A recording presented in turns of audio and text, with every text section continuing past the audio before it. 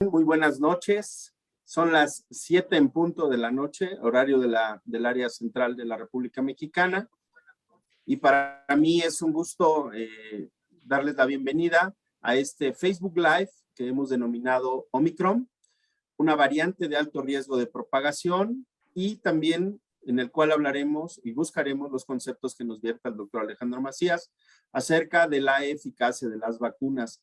De verdad agradecemos mucho al doctor Macías la oportunidad de trabajar y de revisar algunos temas de gran relevancia al día a día de hoy. Y pues iniciaremos en unos breves minutos. Les pido por favor nada más a los participantes que recuerden que si nos envían su correo electrónico podremos hacerles llegar una constancia de participación.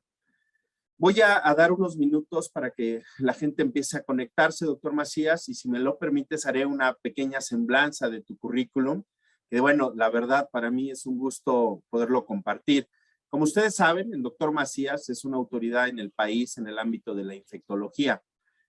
Para mí una de sus labores más importantes, no menos relevante, pero sí muy destacada, es toda la contribución que él hace todos los días en difundir información científica sobre la pandemia a través de medios de comunicación y redes sociales. El doctor Alejandro Macías es médico cirujano egresado por la Universidad de Guanajuato, en donde actualmente se desempeña como profesor e investigador. Es especialista en medicina interna e infectología y es miembro del Sistema Nacional de Investigadores en nivel 3. Es autor de más de 100 publicaciones nacionales e internacionales en áreas de infectología. Y en su trayectoria, y lo pone siempre como una autoridad para hablar de los temas endémicos y pandémicos, es el papel que cumplió como comisionado ante la atención de influenza en el 2009 y en el 2010. Algunos otros cargos que él ha cumplido, bueno, por ejemplo, fue subdirector del control de infecciones del Instituto Nacional de Ciencias Médicas y Nutrición Salvador Subirán.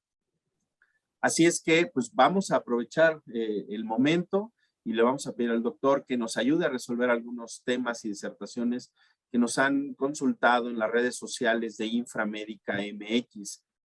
Y doctor, me gustaría empezar la posibilidad de este Facebook Live poniendo algunas de las preguntas más frecuentes, ¿no?, que nos hemos encontrado, que nos consultan en las redes sociales y nos preguntan, pues, ¿qué tan grave es de verdad la variante Omicron? Nos preguntan a qué se debe que sea una variante más contagiosa, por ejemplo, que la Delta. Nos preguntan que qué significa que Omicron tenga un índice de mayor reinfección. Y una de las preocupaciones mayores, y que yo creo que al final de tu ponencia, doctor, nos va a llevar algún tiempo de análisis y de compartirle a la gente, es acerca de las vacunas, ¿no? Si nos protegen ante Omicron y si es necesaria o no, pues, una tercera dosis. Y pues tú sabes, ¿no? En las redes sociales y en la consulta diaria es cuáles son las combinaciones que a lo mejor podríamos utilizar. Y bueno, pues nada más para poder dar inicio a este Facebook Live, les recuerdo que todas aquellas personas que requieran o deseen tener una constancia de participación, nos pongan por favor su nombre completo, sus dos apellidos, su nombre completo y su correo electrónico para poderles hacer llegar esta constancia. Doctor, te agradezco de verdad mucho la oportunidad de trabajar y de interactuar el día de hoy contigo en este tema de tanta relevancia, y si tú no lo permites, pues daremos inicio en cuanto tú nos lo indiques. En este momento te comparto pantalla. Muchas gracias, Infra, muchas gracias, doctor Peña, por la invitación. Vamos a hacer alguna actualización de las cosas que hemos platicado y seguramente las muchas cosas que ya todos sabemos. Voy a tratar de ponernos en cómo estamos ahora en el tiempo. Me voy a permitir, si me lo permiten, compartir pantalla. Dice que estoy inhabilitado. Si me pueden habilitar, por favor, para poder compartir mi pantalla. A ver si bueno, ahorita nos ayuda nada más en compartir pantalla, Mido, por favor, para que el doctor lo pueda hacer. Y bueno, estamos viendo que ya se están conectando de varios estados de la República. Muchísimas gracias. Ahora sí, doctor, tienes ya la posibilidad de ser el huésped. Ya puedo. Ok, a ver, compartir pantalla. Ok, ahí estamos ya, ¿verdad? Bueno, ya ven ahí mi pantalla, ¿está correcto? Sí. Ok, bueno, muy bien. Les decía, vamos a situarnos en el riesgo y en cómo es, en qué momento nos encontramos de la pandemia. Reitero mi agradecimiento al Grupo Infra por su invitación. Quiero hacer un deslinde. Yo trabajo para la Universidad de Guanajuato, orgullosamente, y me siento agradecido de la invitación de Inframédica, pero mis opiniones, cuando sean personales, no representan necesariamente ni las de mi institución ni las de la empresa que me está invitando a esta plática. No tengo ningún conflicto de interés. Hay que recordar que el virus que estamos enfrentando es el mismo virus que salió de Wuhan en China. Todavía es SARS coronavirus 2, porque a veces pareciera que la gente cree que ya estamos enfrentando otro virus. No, es el mismo virus, solamente que se ha modificado. La Organización Mundial de la Salud ha clasificado como variantes cuando ya un virus se sale, digamos, de lo original y empieza a transmitirse mejor y además a escaparse a la vacunación. Y así se han clasificado en el tiempo, recordarán la variante alfa, la de Inglaterra, luego la beta también salió de Sudáfrica, la gamma de Brasil y la delta de la India. Creíamos que la delta era la peor de todas y pensábamos que ahí iba a topar la cosa. De hecho, vean cómo había ocurrido la situación en México, por ejemplo. Hacia el año de 2020 circulaban en México muchas variantes distintas. Particularmente esta la 222, B11222.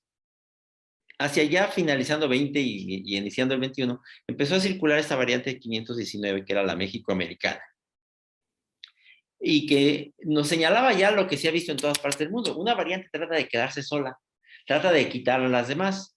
Entonces, cuando empieza a entrar la variante alfa, que venía de Europa, y la variante gamma, que venían de Sudamérica, empezaron, digamos, en términos de mercado, a comerle el mercado a la variante méxico-americana. Aquí ven las proporciones, esto es lo que se llama una gráfica de manchas, pero vean lo que ocurrió a partir más o menos de junio, cuando entra la variante Delta, prácticamente acaba con todas las demás. Y eso hizo la variante Delta en todo el mundo, se quedó sola, porque a las variantes no les gusta quedarse con nadie. Aquí ven ustedes, por ejemplo, de acuerdo con este grupo de vigilancia en México, que se llama el Consorcio Mexicano de Vigilancia Genómica, como en las distintas áreas del país, la variante Delta se fue quedando solo. Todo lo que vean, AY26, AY26, aquí AY100, entonces esas son subvariantes de la variante Delta. Vean cómo para allá, septiembre, octubre, diciembre, prácticamente lo único que quedó en México fue la variante Delta, porque precisamente a las variantes no les gusta la competencia. Una vez que una variante tiene ventajas, tiende a quedarse sola. Y eso ya nos deja una lección al respecto de qué ocurrirá con la variante Omicron. Aquí lo ven ustedes de este otro sitio de outbreak.info, que les aconsejo que lo revisen en internet. Vean, en México hacia 2020, pueden ver aquí, circulaba una gran cantidad de variantes, les decía la México-americana, después entran ya en este año aquí la variante alfa, que venía de Europa, la gamma de Brasil, pero vean lo que ocurre por ahí de junio, julio, cuando entra la variante Delta. Prácticamente desaparecen todas las demás. Yo he dicho que sí. Ya en el campo pusieras a la variante Delta contra cualquiera otra de las que circulaban, si fuera un ring de boxeo, no llegan ni al segundo round. Eso hacía la variante Delta y creíamos que no iba a haber ninguna otra variante que sustituyera a la variante Delta, puesto que la variante Delta había encontrado el mejor equilibrio entre transmisión, transmitirse más fácilmente, y escape. Recuerden, esos son conceptos muy importantes. Una cosa es transmitirse más rápidamente, que se mide con lo que se llama el R0, o sea, una persona infectada, si la enfermedad tiene un R0 de 3, es capaz de infectar a otras 3 personas. Eso es lo que se llama transmisión, se mide por el R0, pero el escape lo que mide es qué tanto puede reinfectar al que ya infectó o al que ya se vacunó. Entonces, hay un equilibrio, y la que había encontrado el mejor equilibrio entre transmisión y escape era sin duda la variante Delta. Creíamos que no iba a haber algo más allá de eso, sin embargo, entra la variante Omicron, y la variante Omicron encontró un mejor equilibrio, porque era capaz de reinfectar con más eficacia, y aquí lo ven ustedes, a la gente que ya se había infectado. Entonces, probablemente al principio de la pandemia, la variante Omicron no hubiera tenido las ventajas que tiene en este momento. En este momento tiene ventaja porque es capaz de escapar a la inmunidad y es capaz de infectar a la gente que ya se infectó. A lo mejor si la variante Omicron hubiera aparecido al principio de la epidemia, no hubiera predominado. En este momento predomina porque tiene esa capacidad de escapar a la inmunidad de la gente que ya está vacunada, pero además, si ven aquí su R0, es muy probable que la variante Omicron tiene un R0 de 9, o sea, 9 o 10. ¿Qué quiere decir eso? Que es capaz de transmitirse inclusive más rápido que la variante Delta y se empieza ya a parecer al sarampión, por ejemplo, que es la enfermedad infecciosa más transmisible que se conoce. Entonces, busca ese equilibrio para dar un nuevo R en el tiempo. Por eso ya ustedes van a ver que ya no tiende a determinarse como un R0, sino RT, que significa R en el tiempo. En este momento, con la población que tiene, con la inmunidad que ya existe y la gente que ya está vacunada, el RT de la variante Omicron puede andar por ahí ya de 6. O sea, es mucho mejor, es mucho más capaz que las otras variantes de transmitirse en este momento con la gente que existe, con la inmunidad que ya existe, para dar un R en el tiempo probablemente ya de 6. Y es en este momento la variante que tiene con mucho ese mejor equilibrio. Ese es un concepto que es muy importante. Las variantes van a predominar de acuerdo con una situación, en un espacio, en un tiempo adecuado. Y en este momento la que tiene sin duda la mayor ventaja es la variante Omicron. Ahora, la variante Omicron, ustedes saben que tiene muchísimas mutaciones. Pareciera haber descubierto por su cuenta una gran cantidad de mutaciones. Desde un principio, ustedes pueden ver, por ejemplo, esta publicación de Nature, que muestra que cuando una variante se queda en una persona, por ejemplo, una persona inmunosuprimida, como pudo haber sido en Sudáfrica, por ejemplo, en una persona con SIDA, y esa gente no se cura, esa persona no se cura, y ese virus se queda allá adentro, ese virus va descubriendo las mismas mutaciones en América, o en Inglaterra, o en Sudáfrica. O sea, es un virus que tiene mucha confluencia, y es un virus que está descubriendo mutaciones, probablemente a una tasa de más o menos 2 mutaciones por mes. Es muy posible que en Sudáfrica, en alguna persona con inmunosupresión, el virus se quedó durante demasiado tiempo y fue descubriendo las mismas mutaciones que se descubrieron en todo el mundo y acumuló una gran cantidad de mutaciones y de lesiones, como esta de lesión 609, 610, las mutaciones que se vieron en la proteína de espiga, y eso fue algo que se conoció desde 2020. Si una persona se infecta crónicamente, puede ser, digamos, todo un laboratorio de supermutación. Este virus Omicron parece haber descubierto prácticamente todas las, si no todas, la gran mayoría de las mutaciones que se conocían. Y también, por lo menos para la proteína de espiga, la proteína Spike, este virus parece estar llegando ya a su límite de mutaciones para seguirse llamando SARS coronavirus 2. Y vuelvo al principio de la plática, donde decíamos que el virus todavía es el SARS coronavirus 2. ¿Qué pasa? Porque la gente dice, es que va a seguir mutando, ¿hasta cuándo va a acabar de mutar? Yo creo que ya está acabando su repertorio. El virus está quedando sin repertorio. Porque si quiere seguir mutando, pues ya no se puede llamar SARS coronavirus 2. Ha llegado al límite de las mutaciones. Y sí podemos decir, creo que con razonable certeza, que si podemos ya superar este pico Omicron, podremos pasar a una etapa de mayor equilibrio, porque es muy difícil que vayamos a tener en el futuro mutantes o variantes muy diferentes de la variante Omicron, o mucho más poderosas, digamos. Esta variante parece haber llegado ya a prácticamente todas las mutaciones posibles para este virus. Recuerden que los coronavirus tienen un límite en sus mutaciones, no son como los virus de influenza que pueden seguir mutando prácticamente al infinito. Los coronavirus tienen mucha convergencia y tienen un número limitado de mutaciones que puedan alcanzar, y pareciera ser el caso ya de la variante Omicron. Les pongo en el tiempo para que vean cómo ha evolucionado esto. Hacia mayo, lo que ven en azul marino era la variante alfa en todo el mundo. Vean que particularmente en América circulaba la variante alfa, y en América del Sur la variante que ven aquí en verde pistache, la variante gamma de Brasil, y en el Asia la variante delta. Eso era en mayo. Vean, para julio, cómo variante delta ya se iba quedando sola. ¿Por qué? Porque la variante delta tenía mucha ventaja y había eliminado ya prácticamente la variante alfa del norte de de Europa, del norte de América, y fue después sobre la variante gamma en Sudamérica. Ya vean, para agosto prácticamente se estaba quedando sola, le faltaba todavía Sudamérica, veían todavía la variante gamma en buena parte de Sudamérica, pero hacia octubre ya prácticamente se había quedado sola y quedaban algunos focos nada más de la variante Mu. En Colombia también llegó un momento en que acabó con todas y se quedó solita. Creíamos entonces que ya habíamos resuelto el problema. Vean, noviembre ya no conocíamos prácticamente más que la variante Delta. Y entonces también aquí tiene otro concepto. ¿Por qué preocuparnos de variantes que ya están superadas? Porque la gente dice, no, es que a lo mejor va a volver la variante alfa o va a volver la variante gamma. No, esas son variantes que ya están superadas.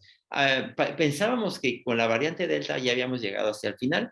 Sin embargo, hacia noviembre 24 nos informa que en Sudáfrica hay una nueva variante, que es la que ven aquí, la variante Omicron, que es capaz de hacer lo que no había hecho ninguna otra variante, de enfrentarse en el campo a la variante Delta.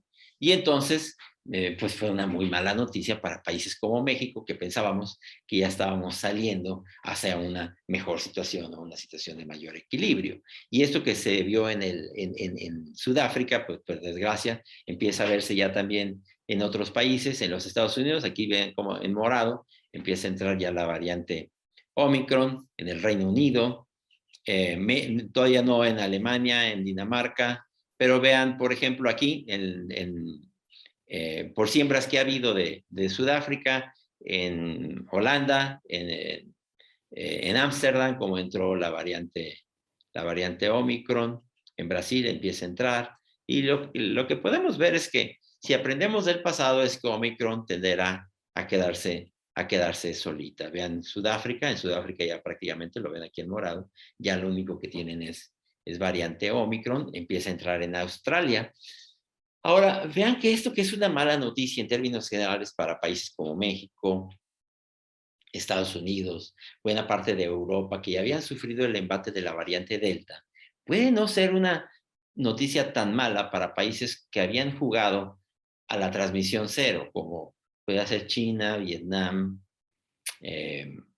Australia, Nueva Zelanda, donde no habían sido castigados por la variante Delta. ¿Por qué? Porque hay alguna información de que esta variante Omicron es clínicamente menos mala que las variantes anteriores. Parece ser, ¿eh? No podemos confiarnos a eso. Yo he insistido, no podemos dejar un mensaje de que no se preocupen, no pasa nada porque este va a ser una variante más leve. Pero pudiera para algunos países no ser una noticia tan mala, insisto, sobre todo para los países que han jugado a transmisión cero, como China, porque no es lo mismo que entre la variante Delta, con una gran capacidad de hacer daño, contra una variante que pudiera entrar más como un catarro y que pudiera entrar sin colapsarle las instituciones. Está por verse, yo no quiero decir que esté ya algo escrito, pero puede ser que al final no sea una noticia mala para algunos países, que sí lo es para México, por ejemplo, porque nosotros pensábamos que saliendo de la variante Delta ya no íbamos a tener un gran problema. Recuerden que desde un principio, cuando uno comparaba la eficacia de las vacunas contra la vacuna original, recuerden que la primera vacuna que se publicitó su eficacia era la vacuna de Pfizer. Y si se comparaba contra el virus original que ven aquí, porque recuerden que había la vacuna de Pfizer, Moderna, Johnson & Johnson, AstraZeneca, Sinovac. Cuando salió la vacuna de Pfizer y pues se comparó contra el virus original de Wuhan, era una maravilla. Decíamos, ya la hicimos, porque es una vacuna que tiene una eficacia superior al 90% para enfermedad y muerte. Sin embargo, esa vacuna que tampoco olvidemos, se sigue produciendo actualmente la misma vacuna. La vacuna que tenemos ahora es la vacuna que se produjo con esa información del virus original.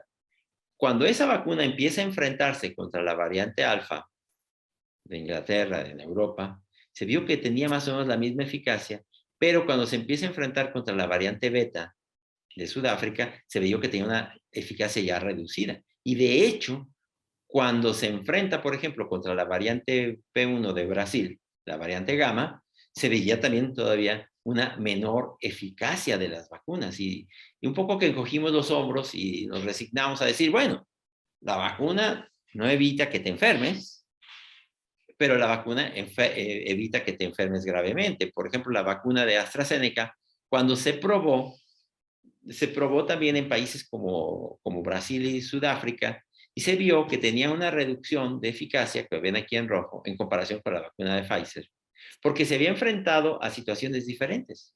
Se había enfrentado ya contra las variantes locales. Y lo que veíamos es que si uno comparaba la eficacia contra infección, sí bajaba sustancialmente. Ven aquí, por ejemplo, en rojo la vacuna de AstraZeneca, de una eficacia mayor del 90%, podría, contra la variante alfa, la variante delta, tener una eficacia que bajaba hasta el 60% menos. O sea que cuando las personas se enfrentaban a una variante distinta de la variante con la que había sido la vacuna, la eficacia se reducía sustancialmente. Y sin embargo, decía, encogiendo un poco los hombros, decíamos, bueno, si tú tienes 2 dosis y además comparamos no contra enfermedad, sino contra enfermedad grave, vemos que la eficacia no baja. Y entonces el mensaje cambió. Y empezamos a decir, no, mira, la eficacia contra enfermedad sí baja, pero no baja la eficacia contra gravedad y muerte. Eso lo vimos desde las primeras variantes. Y entonces no es sorpresa que esa misma información la estemos manejando ahora con Omicron. Porque Omicron nos está mostrando que tiene, de hecho, un mayor grado de escape de las variantes anteriores. Y el mensaje ha sido así. Bueno, decimos, a lo mejor no va a evitar que te enfermes, pero va a evitar que te pongas grave. Y ese es un mensaje que tenemos que mantener. Que las vacunas, a pesar de que están hechas con la información de las vacunas originales, siguen siendo eficaces contra las nuevas variantes, al menos para evitar enfermedad grave y muerte. Aquí hay un estudio que ustedes pueden ver que había salido antes de que se descubriera la variante Omicron, que mostraba que si uno toma los sueros de personas vacunadas o enfermadas antes de septiembre de 2020, cuando no había variantes, y esos sueros se enfrentaban a las distintas variantes, veían cómo la capacidad del suero se reducía contra la variante Mu, por ejemplo, de Colombia, o contra las otras variantes, pero que si tú incrementabas el número de vacunas, se volvía a incrementar los anticuerpos neutralizantes. Y que digamos que un poco por montón, cuando tú incrementas el número de dosis de la vacuna, sigue siendo eficaz, inclusive cuando la eficacia contra esa variante sea menor. Y eso lo llevamos al campo y dijimos, bueno, si tú pierdes eficacia de la vacuna, como pueden aquí ver contra las vacunas de Pfizer o de AstraZeneca, a la semana 3, semana 8, AstraZeneca semana 10, semana 16, si tú incrementas el número de dosis, vas a incrementar los anticuerpos neutralizantes y vas a volver a sobrepasar la línea en que la vacuna es eficaz. Y entonces la información fue, a ver, pues es mejor que te revacunes. Y la información que hubo en Israel era algo semejante a lo que vamos a ir más adelante. Recientemente ya descrita la variante Omicron, investigadores del Reino Unido y de Hong Kong, de la Universidad de Hong Kong, mostraron esto que es muy interesante. Cuando tú pones el virus a cultivar y comparas su crecimiento en células pulmonares o en células del epitelio bronquial, ven aquí son células que tienen pelitos, células ciliadas, crece sustancialmente mejor. La variante original de Wuhan crece mejor en los pulmones que la variante Omicron. Y la variante Omicron crece mucho mejor, aquí como lo pueden ver, en las superficies de las vías aéreas superiores y de los bronquios. Y eso podría explicar por qué la nueva variante Omicron no da infección tan grave en los pulmones, porque no tiene la misma capacidad de crecer en el tejido pulmonar que la variante original.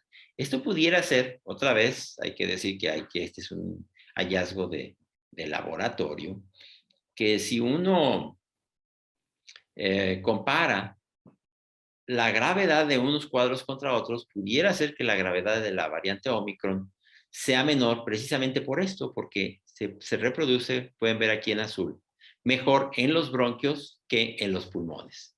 Y que las variedades originales, como la variedad original de Wuhan, se reproduce mejor en los pulmones que en los bronquios. Y entonces pudiera ser también que eso explicara por qué la gente con la variedad Omicron tiene una gran carga viral, porque se reproduce con mucha más eficacia en las vías aéreas, en las vías aéreas superiores. Me gustaría ahora pasar al concepto de lo que ya conocemos, de que hay que preferir las actividades en exteriores. Creo que ya no conviene insistir demasiado en eso. Creo que ya todos tenemos entendido que este virus no se transmite por contacto. Y eso sigue siendo verdad para las distintas variedades alfa, beta, gamma, Omicron. Este virus no se transmite por contacto. Este virus se transmite porque lo respiras. Y vamos a tener que ir hacia un aire de más calidad. Vamos a tener que ir a medir en el futuro y ofrecer aire de buena calidad para respirar todos. Vamos a tener que privilegiar el uso de medidores como estos para ver que estemos respirando aire de buena calidad, inclusive en interiores, en bancos, en transporte público, en los hospitales. Vean ustedes, lo mostré en las presentaciones anteriores, lo que pasa, por ejemplo, en el transporte público. Lo normal es que no, las partes por millón de CO2 no sobrepasen los 500. Vean lo que puede pasar, por ejemplo, en el metro. En el metro podemos llegar a cerca de 2000. O sea, esta persona que lleva un cubrebocas está protegida, pero el cubrebocas no es perfecto, tarde o temprano se puede infectar. Y entonces esto lo puse para que recordemos que independientemente de cómo se llaman las variantes, en eso el virus se sigue comportando igual. Es un virus, sea original, alfa, beta, gamma, delta, omicron, que se transmite por el aire porque lo respiramos y que vamos a tener que privilegiar las actividades en exteriores, ventilar los espacios interiores, privilegiar la ventilación, evitar los tumultos de personas, que es como ya sabemos que se transmite este virus, porque conocemos ahora entonces bien sus mecanismos de transmisión. Como les decía, este virus no se transmite por contacto directo o indirecto, es muy poco común. Se va a transmitir básicamente a muy corta distancia porque recibas verdaderos misiles balísticos de saliva cargada de virus, o bien por aerosoles que son capaces de infectarte a más allá de 5, 8 y 10 metros. De hecho, uno de los conocimientos más importantes de esta pandemia, independientemente de cómo se llame la variante, es que este virus o estos virus, y casi seguramente así lo sabremos también para virus como el virus de la influenza, se transmiten como si pensábamos que se transmitía la tuberculosis, exclusivamente por el aire. Nunca nos preocupamos que la tuberculosis se transmitiera por contacto. Así va a ser para estos virus. Cada vez es más claro que estos virus se transmiten como pensábamos que se transmitía la tuberculosis, y en eso vamos a tener que privilegiar el aire que respiramos, evitar los tumultos, evitar el hacinamiento, usar bien los cubrebocas con un buen posicionador nasal, cubiertos del puente de la nariz a la base de la barbilla, como los usa este niño. Nos encontramos entonces en todo el mundo, dejando el pico delta. Recuerden que los picos anteriores que vimos, aquí ven en azul enfermedad y abajo muerte. Desde luego que los números aquí en las abscisas son distintos, depende de cada caso. Lo que vemos casos, pues son miles, decenas de miles, mientras que muertos, pues son cientos, ¿verdad? Para los primeros 3 picos en México, hacia agosto de 2020 vimos el primero, enero, febrero del 21, y luego ya por ahí de septiembre del 21 vimos el pico delta, con sus correspondientes picos de muerte. Sí podemos decir que para el pico delta en México ya vimos mucho menos muertes de los esperadas, porque ya estamos viendo el efecto de la vacunación. Cuando nos quejamos de la vacunación en México, no debemos olvidar que ya hizo su trabajo la vacunación en México. O sea, pudo haber sido mejor, desde luego, pero ya evitó miles de muertes en México la vacuna. Hubieran sido muchos más si no se hubiera vacunado en México. Estas cifras oficiales ya sabemos que no representan lo que de veras ocurrió. Alrededor de 4 millones de casos informados en México no representan la gente que ya infectó, que seguramente son más de 60, 70 millones, y esos 300,000 muertes tampoco representan la gente que ya falleció. Pero a lo que voy es que pensábamos que estábamos de salida y que ya íbamos a entrar a una situación de mayor equilibrio, y vino entonces esta información de Sudáfrica, donde vimos que la variante Omicron hizo ya prácticamente desaparecer a la variante Delta, y nos mostró que ya había una variante que era capaz de hacer lo que ninguna variante había hecho antes de eso, que puesta en el terreno fue capaz de ganarle pues en ese ring de boxeo a la variante Delta, y lo que nos señala es que va a ocurrir en todo el mundo, y yo creo que nadie para este momento que tenga información podrá estar todavía con la esperanza de que esa variante no va a llegar. Esa variante va a hacer en todo el mundo lo que hizo exactamente la variante Delta antes. Entonces, ¿entramos en meseta en México? Pues sí, pensábamos que así iba a ser para la variante Delta, puesto que ya habíamos superado las variantes locales, la alfa, la gamma, la delta, pero ahora tendremos que sufrir sin duda el embate de la variante Omicron. ¿De qué tamaño va a ser? Pues mucho dependerá de cuánta gente ya tenga inmunidad, aunque sea parcial, y de qué tan grave va a ser esta variante Omicron, que yo espero que va a ser menos grave que las variantes anteriores. Pero también el mensaje debe ser, hay que cuidarnos, hay que prepararnos para lo peor, porque esperemos lo mejor, pero el mensaje tiene que ser todavía cubrebocas, sana distancia, evitar tumultos, muy particularmente. No sobremediquemos a los pacientes, no los llenemos de medicina en etapas iniciales, vigilemos la oxigenación, no permitamos que la gente caiga en hipoxia y oxigenemos tempranamente. Esta es una proyección que había hecho yo en septiembre y creo que fue acertada, y suponíamos que para diciembre íbamos a entrar ya a una etapa de mayor equilibrio, pero que había la posibilidad de que llegara una variante nueva y ocurriera exactamente pues lo que está ocurriendo aquí en rojo, porque eso todavía podía haber sido. Yo sinceramente creía que la variante Delta iba a tener ya difícilmente algún competidor, pero ya nos mostró la variante Omicron que es capaz de decir eso. El semáforo en México está descrito por muchas cosas, entre otras cosas, por ejemplo, como cómo se nos llenan las camas de los hospitales. Yo creo que eso tiene muy poca utilidad, yo siempre lo he dicho. ¿Para qué vamos a decirle a la gente, saben que ya se nos llenaron las camas de hospitales, ya bájenle? Pues es demasiado tarde. Yo creo que el semáforo debiera estar básicamente con un indicador. ¿Cuál es el porcentaje de positividad? Porque si tú te esperas a que se te llenen las camas de los hospitales, es demasiado tarde. ¿Para qué vas a dar una información cuando ya no puedes hacer nada, ya están llenos los hospitales? Yo creo que como hace Europa, en Europa básicamente el semáforo dice, están incrementándose el número de casos, la proporción de positivos se está incrementando, ya bájenle. Y yo creo que en ese sentido, eso tendríamos que hacer en México. Ven, este es el semáforo en Europa. El semáforo en Europa no vigila más que cuál es el porcentaje de positividad, cómo se está incrementando y cuál es la proporción de gente de la comunidad que tiene COVID. Aunque tú sientas el hospital tranquilo, el semáforo debe estar construido sobre cómo está incrementándose en la población. Yo creo que en México, que hemos notificado todavía Omicron, muy probablemente ya se está desarrollando la Omicron y no nos hemos dado cuenta.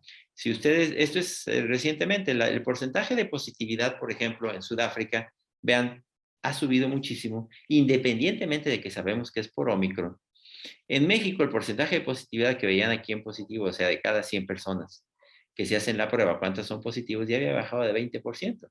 Yo creo que podríamos decir, si vuelve al 20%, bájenle, porque seguramente es la entrada de la variante Omicron y no necesitamos secuenciar, porque pues habremos de secuenciar una proporción para darnos cuenta, pero sí podemos decir, cuando se vuelve a incrementar la actividad en cualquier región de México, casi seguramente va a ser por la entrada de la variante Omicron. No quiero que olvidemos que en la clínica, como les decía, es muy importante la detección temprana. Esa es una obligación de la autoridad y de nosotros como personas y como clínicos. No olvidemos que esta enfermedad da hipoxia de la que no te das cuenta. Hay que detectar tempranamente. No hay que sobremedicar a los pacientes. Yo creo que en eso no va a ser distinta la variante Omicron, de que llega el paciente a consulta, no siente que le falta el aire y sin embargo lo encuentras con saturación de 80%, eso es malo. No es momento en un principio de darle acitromicina, ivermectina, extracción intramuscular, levofloxacina, que es lo que hemos hecho, por desgracia. Hay que decirle a la gente, cómprate un oxímetro, chécate que no te baje la oxigenación. Si te baja, avísame de inmediato para oxigenarte. Y el peor pecado que podemos hacer es el que ya hicimos en muchos lugares, que es cuando es demasiado temprano, sobremedicarlos con esteroides, porque entonces le estamos echando leña al fuego. Hay que reconocer el daño de la hipoxia. Cuando la hipoxia la permitimos por días y más días, estamos cayendo en un círculo vicioso. La hipoxia da daño celular, liberación de factores de mediación, inundación de los pulmones, escape del suero, escape de los vasos y cae en un círculo vicioso, más oxigenación, más hipoxia, más inundación pulmonar, y estamos permitiendo eso a veces cuando estamos sobremedicando a los pacientes. Creo que tenemos que insistir que el manejo de esto, y particularmente en un virus como va a ser la variante Omicron, casi seguramente será en el primer nivel de atención, y ahí lo que necesitamos es evitar la sobremedicación, atender tempranamente al paciente, oxigenar tempranamente. En pocas palabras, no es mucho lo que vamos a poder ofrecer tempranamente, digamos, pero sí siempre manejo sintomático, vigilar la oxigenación. En México, en términos generales, no tenemos acceso a monoclonales, no tenemos acceso a remdesivir, a molnupiravir, a plasma convaleciente, ya sabemos que eso no funciona, ritonavir o los nuevos antivirales, no los vamos a tener aquí. Yo creo que con factores de riesgo, no tenemos más que decirle a la gente, tómate un analgésico, chécate el oxígeno, si te baja el oxígeno, avísame, vamos a manejarte tempranamente con oxígeno. Hay recientemente también evidencia de que si no tenemos antivirales, algunas personas de alto riesgo, por ejemplo, si estamos atendiendo en los primeros 5 días de la enfermedad a una persona de edad avanzada, con diabetes o sobrepeso, le puede servir la fluvoxamina, que es un antidepresivo. Yo creo que está justificado usarla, no tenemos antivirales, pero el uso de fluvoxamina, que es comercialmente el Luvox, viene en tabletas, podría servir en esos grupos. No es para todos, ¿eh? Podríamos dar luvoxamina o fluvoxamina a gente de edad avanzada, gente que está bien, pero sabemos que la gravedad en COVID no viene al principio, sino viene por ahí de la segunda semana. Pero mi conclusión es, a ver, en etapas tempranas, la verdad, nuestra obligación es decirle a la gente, chécate el oxígeno. Tómate Tempra, paracetamol, tómate, si quieres, ibuprofeno, pero estate checando el oxígeno. Si por ahí del final de la primera semana empieza a bajar el oxígeno, oxigenarte tempranamente para evitar que entres en un círculo vicioso y que se te inunden los pulmones. En México, insisto, no vamos a tener antivirales, pero ya en el paciente grave, por ahí del día 10, podemos agregar dexametasona. Nunca hay que usar dexametasona antes. Ese es un pecado capital. Eso es fastidiar a los pacientes. Podemos acabar dañando a los pacientes. No hay que hacer eso, por favor. Ya en esos pacientes podremos usar dexametasona. Nunca hay que usar dexametasona antes que oxígeno. Si no funciona, podemos agregar tocilizumab, baricitinib. Y sí que me gustaría dejar un mensaje muy claro aquí. O sea, nosotros tempranamente en la consulta no podemos hacer más que un analgésico, vigilar oxigenación y pudiéramos, en algunos casos, que detectemos que un paciente tiene un alto riesgo de complicarse, porque tiene edad avanzada o diabetes, recetarle fluvoxamina, ¿verdad? Que hay alguna evidencia en la literatura de que funciona. No, la fluvoxamina no es para todos, es para algunos pacientes que pensemos que se nos puedan complicar. Recordemos que la inmunidad no es nada más son anticuerpos, también hay inmunidad celular. Tampoco hay que decir que porque bajaron los anticuerpos no tienes inmunidad. También hay que recordar, no hay que andarse midiendo anticuerpos, eso no funciona. Las vacunas nos van a seguir sirviendo, hay de muchos tipos. Aquí en México, que las de ARN mensajero, las de virus vectores como AstraZeneca, Gamaleya, CanSino, Johnson & Johnson, las vacunas chinas, que son las de virus inactivos, todas son buenas.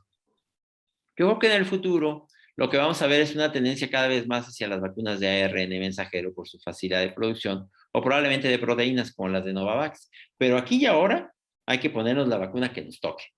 Y si nos ofrecen una revacuna, hay que revacunarnos, porque como se vio en estudios en Europa, ¿se pueden combinar las vacunas de manera segura? Sí. Casi cualquier combinación es segura. De hecho, ustedes van a ver que la gente lo ha hecho.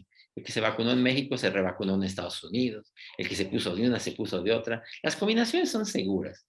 Y al menos para las que se han estudiado, como combinar AstraZeneca, Pfizer, Moderna, todas esas combinaciones son seguras, ¿eh? AstraZeneca se ha combinado con la vacuna Gamaleya. En Chile han combinado Sinovac con Pfizer. Ahora en México se están revacunando la gente que tenía Pfizer o cualquier otra con AstraZeneca. casi cualquier combinación funciona. Y lo que se ha visto también es que cuando tú te vacunas con 2 vacunas, al 6º mes la inmunidad sigue siendo robusta, al menos la inmunidad de tipo celular. Entonces, no hay que pensar que porque te bajaron los anticuerpos no tienes inmunidad. O que porque ya dejó de funcionar la vacuna, aunque estés vacunado te vas a infectar igual o peor. No, hay que sentirnos protegidos, ¿eh? Si estamos vacunados, estamos protegidos. Pero la verdad es que la variante Omicron es tan poderosa que va a venir a infectar inclusive a mucha gente que ya estaba vacunada.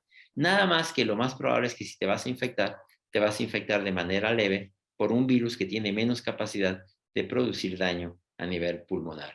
En Israel, que fue un verdadero laboratorio, porque es un país pequeño donde se vacunó casi nada más con Pfizer, fue evidente desde un principio que una dosis es la más importante, luego 2 dosis son mejores que una, pero que 3 dosis incrementaban sustancialmente tu riesgo, reducían sustancialmente tu riesgo de enfermarte y de enfermarte gravemente. Y de ahí salió entonces esta idea de que revacunar es bueno. De hecho, creo que en Israel ya van en algunos lugares por la 4ª vacuna. Tampoco hay que exagerar, ¿verdad? Pero sí fue evidente por estudios en Israel que la 3ª dosis allá añade, como decíamos, mucha inmunidad, inclusive aunque sea inespecífica, pero va a reducir el riesgo de que te infectes inclusive contra las nuevas variantes.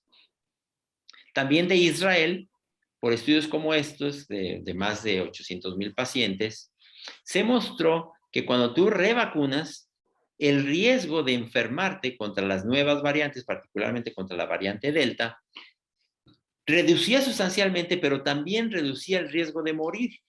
Y esto se ha llevado hacia las otras variantes, no solo contra las variantes originales alfa y beta, pero este es un conocimiento que parece aplicarse también para la variante Omicron, porque tú puedes tener menor inmunidad, pero cuando incrementas esa inmunidad, aunque sea de manera inespecífica, te sirve contra las nuevas variantes. Inicialmente en los Estados Unidos hubo grupos de riesgo para revacunarse. Se decía que la gente que tuviera que trabajar en la salud, o la gente en los asilos, los mayores de 65 años, la gente con inmunocompromiso, era gente de riesgo y que tenía que revacunarse.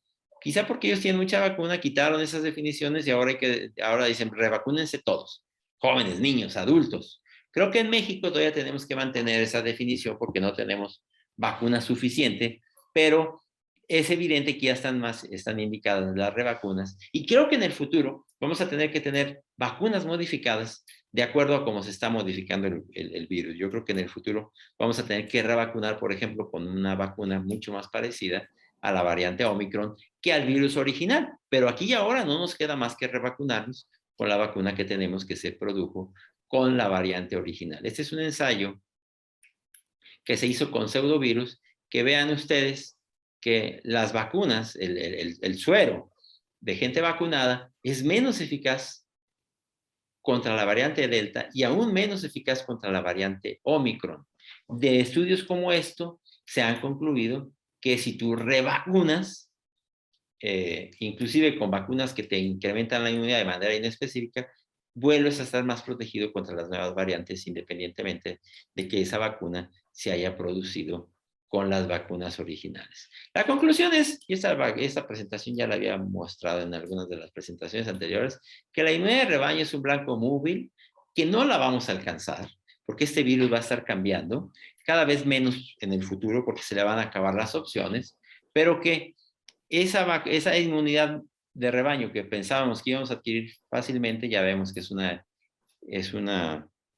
un blanco móvil, el virus va a estar cambiando, vamos a estar revacunando, pero el virus se va a modificar cada vez menos, pero no lo vamos a alcanzar. Es un poco como la Aquiles y la tortuga, que el virus no se va a ir, se va a estar modificando, aunque se haya cada vez menos, y vamos a tener que aprender a convivir con él, a coexistir con él.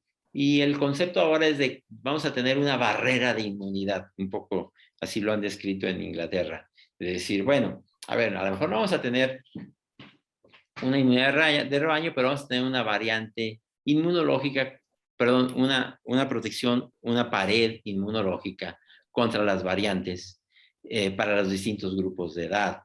Una dosis, 2 dosis, 3 dosis, van a incrementar esa pared esa pared inmunológica para que la gente tenga cada vez más inmunidad y que aunque se infecte, no se infecte gravemente. Eso depende mucho de las condiciones de cada paciente, pero dependiendo de la población tendremos que estar revacunando, al menos mientras no tengamos vacunas reformuladas. Yo creo que el futuro será entonces de vacunas reformuladas, pero aquí y ahora lo que nos queda es pensar en términos de esta pared inmunológica que tenemos que ir construyendo. ¿Cómo nos va a ir en México? Pues yo creo que en México, toda vez que ya había mucha gente inmune porque ya se había infectado, mucha gente que ya se vacunó, espero, otra vez, pues es un buen deseo, que no nos vaya tan mal como con la variante Omicron. Yo creo que va a entrar entre enero y febrero con mayor intensidad, no va a entrar al mismo tiempo en toda la República.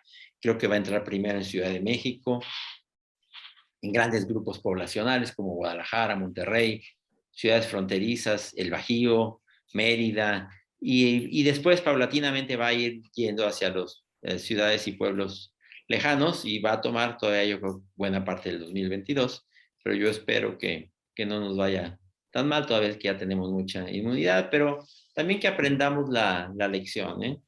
De que esto que nos pasó no nos debe volver a pasar. Yo sí tengo la esperanza, soy optimista y no tengo redención, soy optimista por naturaleza. Creo que una vez que pasemos la variante Omicron, que nos va a tomar todavía un golpe duro, pero creo que México tendrá que estar invirtiendo más en salud. Ojalá nos demos cuenta que esto no nos debe volver a ocurrir, que tenemos que tener una mejor atención primaria, no podemos estar sobremedicando a la gente en consultorios anexos a farmacias.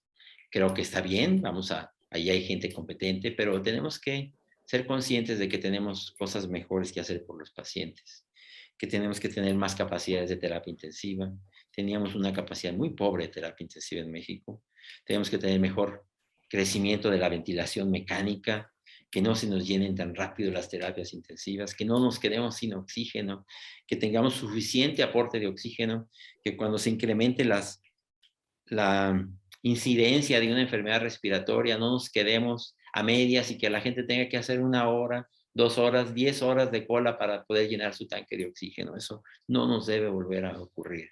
Y creo que sí, y ahí creo que es muy loable el esfuerzo que está haciendo el gobierno, las instituciones como CONACYT, el gobierno de la República, las universidades como la UNAM, el INDRE, de que tengamos otra vez nuestras propias vacunas. México fue un productor internacional de vacunas y lo dejamos de hacer porque fue más fácil salir a comprárselas a China o a la India. Ya vimos que eso nos costó muy caro. Eso no nos debe volver a ocurrir. Ojalá que una vez que superemos este embate de la variante Omicron, que vamos a tener que sufrir sin duda, podamos salir a un México mejor, siempre y cuando aprendamos las lecciones. Y termino diciendo que una de las lecciones primordiales que tenemos que aprender es que tenemos que aprender a manejar mejor a los pacientes ventilados. No podemos nada más decir compramos ventiladores y vamos a meter a la gente en los ventiladores. Eso ya vimos que no funciona. Necesitamos un mejor sistema de atención primaria, necesitamos un mejor sistema de salud, necesitamos muchas cosas que ojalá hayamos aprendido de esta pandemia. Creo que esa es mi última proyección. Dejo de compartir pantalla por si tienen algunas preguntas. No sé, doctor Peña, si quieres que hagamos algunas preguntas o comentarios. Sí, muchísimas gracias, doctor. Espero que ahí me escuchen fuerte y claro. Y fíjate que estuvimos, trato de hacer el esfuerzo. Son muchísimas las preguntas que existen, doctor. Y trato de irlas compilando, ¿no? Para que no sean tan redundantes. Y una de las primeras preguntas que surgen aquí tiene que ver con el riesgo que tú nos puedas advertir, doctor, en los pacientes, en los pediátricos, en todos estos pacientes que pues, lamentablemente todavía no tienen acceso a una vacuna. ¿Cuál sería tu comentario si Omicron será de verdad un riesgo para los pacientes no vacunados? En los días anteriores revisamos los comunicados y decían, ¿no? 25 casos hasta el día de hoy de Omicron y el 70% de estos no tenían ninguna vacuna. Entonces, la pregunta es bastante real, ¿no? ¿Los niños tienen algún riesgo extra por no tener vacuna, hablando de los Sí, mejores desde con luego. 5. Digo, yo creo que 25 casos evidentemente nadie pensará que tenemos, ¿eh? O sea, 25 son los que se han diagnosticado, pero seguramente en México ya hay cientos de personas con la variante Omicron. Y no es que sea más grave en los niños, ni que vaya por los niños. Lo que pasa es que en la medida que hemos vacunado a otros grupos, pues los grupos que no estaban vacunados van a aflorar, digamos, y vamos a ver más infecciones en los niños. Y creo que los pediatras, los infectólogos pediatras van a estar muy ocupados porque van a haber más casos. Aunque se complican menos, pues son menos de una gran cantidad de niños que se van a infectar. Y que yo también espero que pocos se vayan a complicar gravemente, pero sin duda algunos van a tener este síndrome inflamatorio, postinfeccioso, y no dudo que vayamos a tener más actividad en ellos. Sí hay mayor riesgo, no porque tengan naturalmente un mayor riesgo de enfermedad, sino porque a ellos los va a agarrar sin vacuna. En muchos países ya se están vacunando los niños desde los 5 años de edad. Por desgracia, no ha sido el caso en México, no ha habido vacuna suficiente para eso todavía. Entonces, y reiteran mucho esta pregunta, ¿es real entonces que debemos de vincular a Omicron con síntomas leves? Y un grupo de médicos, porque es un grupo el que lo menciona, este sería entonces uno de los mejores escenarios para los no vacunados, que ingrese de lleno Omicron, porque pensemos que van a ser cuadros leves, doctor.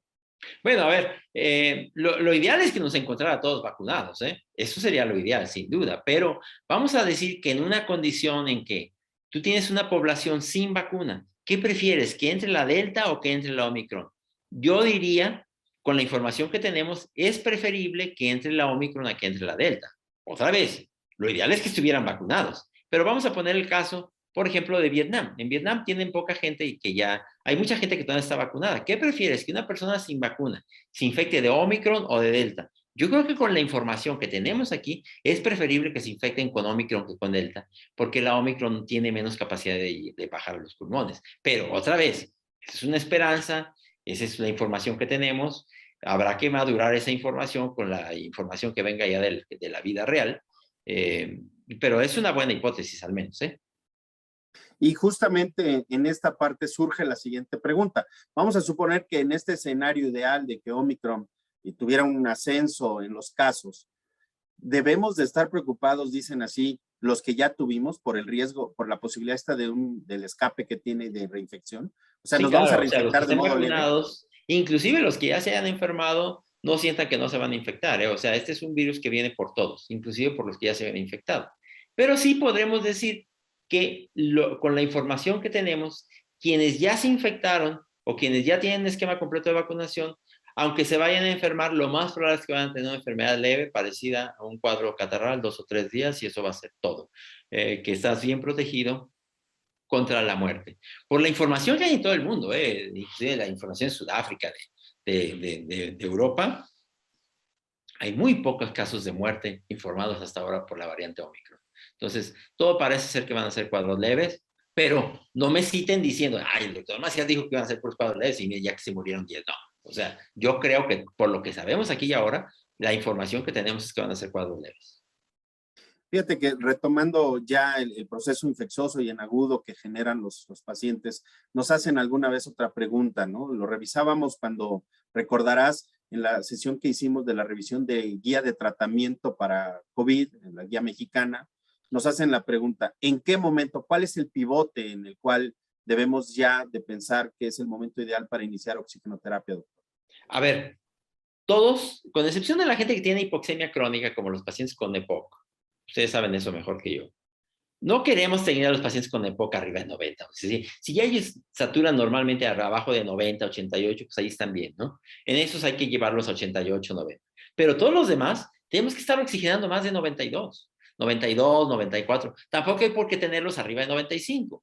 Pero si yo estoy viendo un paciente que se está llegando a 92, 90, ponte oxígeno tempranamente. Estate arriba de 92, 94. A veces 1,5 litros de oxígeno es más que suficiente. Allí, 94, ahí aviéntate 10 días y en general es todo lo que vas a necesitar. Pero yo creo que con el oxígeno no se puede exagerar, ¿eh? O sea, más vale que lo tengas y no lo necesites a que lo necesites y no lo tengas. Yo siempre le digo a la gente, a ver, mira, tú tienes alto riesgo porque tienes edad avanzada, tienes diabetes, de una vez ponte un tanque de oxígeno, tenlo allí por si lo necesitas, porque es muy probable que lo vas a necesitar. Y nunca empiecen dexametasona antes que el oxígeno. Ese es un gravísimo error. Y si ya pasaron 7, 10 días y te empieza a bajar la oxigenación a 92, 90, ponte oxígeno y ponte la dexametasona si quieres. Nunca al revés. Pero hay que mantener a la gente arriba de 92, ¿eh? 92, 94, con excepción de sus pacientes crónicos que decía con EPOC. El oxígeno es el mejor tratamiento. Yo he dicho que a un paciente con diarrea no le dices, mira, ponte 10 antibióticos para que se te quite la diarrea. Al paciente con diarrea hay que hidratarlo primero, ya después ves si le pones antibiótico o no. Y el paciente con hipoxia es lo mismo. El paciente con hipoxia lo que necesita no son antibióticos, no es dexametasona. Ese paciente lo que necesita es oxígeno. El oxígeno del paciente con hipoxemia es como el líquido del paciente con diarrea. O sea, no veamos las cosas diferentes. Primero hay que pensar en oxígeno que en medicamentos. Y aprovechando la pregunta que mencionas del oxígeno, doctor, pues yo creo que es un momento súper importante de que todo el mundo tenga la conciencia en los consultorios, en las casas, todos debemos de tener un oxímetro que nos permita identificar estos rangos con oportunidad y prontitud, porque todavía seguimos pensando, lo que tú mencionabas hace rato, es que no siento nada, ¿no? O sea, ya tengo una prueba positiva, pero no tengo nada, ¿no? Así debo de permanecer. Entonces, yo creo que sí es importante que mencionemos la importancia de que todos tengamos una oximetría y partiendo de estar sanos y saber cuál es nuestra oxigenación normal, natural, sin un proceso patológico, para que, como tú bien lo adviertes, sepamos identificar cualquier dato de hipoxemia, por muy leve que sea. Absolutamente, absolutamente. De acuerdo. Ok, bueno, pues el tema yo creo que lo vamos a cerrar porque es un tema, el de vacunas, ya sabes, ¿no? Nos están preguntando todas las combinaciones posibles y habidas y por haber, y yo creo que voy a conjuntarlas. La tercera dosis de refuerzo, tu opinión y para cerrarlo, ¿no? O sea, porque hace rato tú eras muy puntual y decías, hay que ponernos una tercera dosis, sí, ¿cuál? La que sea, la que tengamos en acceso. Y hay mucho con respecto a la combinación de CanSino y si fue una sola dosis, las vacunas de una sola dosis. Nada más quisiéramos ahí reiterar tu concepto, doctor. Sí, mira, a mí por ejemplo, si alguien me pregunta que está en Estados Unidos y me dice, oye, aquí tengo para escoger, ¿cuál me pongo? Le digo, pues ponte la revacuna de Pfizer o de Moderna, que parece que son las mejores revacunas. Ahora, no tienes posibilidad de escoger. Te están ofreciendo revacunarte con AstraZeneca. Parece que funciona bastante bien, independientemente de la vacuna original que tengas. Si esa es la que te están ofreciendo, póntela, ¿verdad? Ahora, es que si es que yo puedo escoger, yo vivo en Estados Unidos y aquí hay de todo. Bueno, yo te diría, revacúnate. En general, con una de las vacunas de ARN mensajero, parece que son las que funcionan un poco mejor. Pero si no, ponte la que te estén ofreciendo. Cualquier revacuna es mejor que ninguna. Perfecto. Y bueno, ya nada más para cerrar, hay algunos comentarios en los cuales nos preguntan acerca de la tercera dosis en pacientes con algunas comorbilidades. Nos vuelven a preguntar, ¿te acuerdas en aquellos primeros webinars que decían, si soy alérgico, si tengo cáncer, si estoy en quimioterapia, me debo de poner, ¿te acuerdas? La primera pregunta era, ¿me debo de poner la vacuna? Ahora es la misma, pero es, ¿me debo de poner la tercera dosis? Claro, absolutamente. O sea, yo siempre recomiendo que la gente que tenga mucha propensión a la hiperreactividad, a los medicamentos, a las alergias, si te vas a vacunar, vacúnate en un centro donde tengan acceso a una unidad de urgencias, eso es todo, pero vacúnate. O sea, las vacunas, a ver, ¿qué medicamento se le ha puesto a 5,000 millones de personas en el mundo? Ninguno. Estas vacunas ya se le pusieron a 7,000 veces millones de personas en el mundo. 7,000 veces millones, 7,000 millones de personas en todo el mundo. ¿Qué medicamento te da esa seguridad? Pues así han sido estas vacunas y no pasa nada. Entonces, vacúnate. Si tienes acceso a un hospital, está bien, está mejor para ti, pero revacúnate, no te va a pasar nada. Perfecto. Doctor, y bueno, algunos comentarios que yo creo que van muy en relación a las fechas vecinas, ¿no? De las fechas decembrinas, pues nos piden, recomienda viajar en avión, es mejor viajar en autobús. No, es más seguro viajar en avión que viajar en autobús, ¿eh? Los aviones tienen buen filtrado, los autobuses no. Si te vas a subir en autobús, haz de cuenta que estás respirando el aire de todos los demás, ¿eh? Porque los autobuses tienen un sistema cerrado que nada más están reciclando el aire. Entonces, si se vas a preparar en autobús por varias horas, ponte un N95, o dos, qué sé yo, ponte un N95, o si vas a usar cubrebocas quirúrgicos, ponte al menos dos, pero no te subas en un autobús sin una buena protección. Evítalos en estos 2 meses que siguen, porque los autobuses no son seguros. De hecho, si vas a viajar, el momento más peligroso es antes de que te subas al avión, las salas de espera, el tiempo en el que todavía no prende la circulación del aire del avión, el tiempo de abordaje, ahí hay más riesgo que en el vuelo mismo, ¿eh? Ok.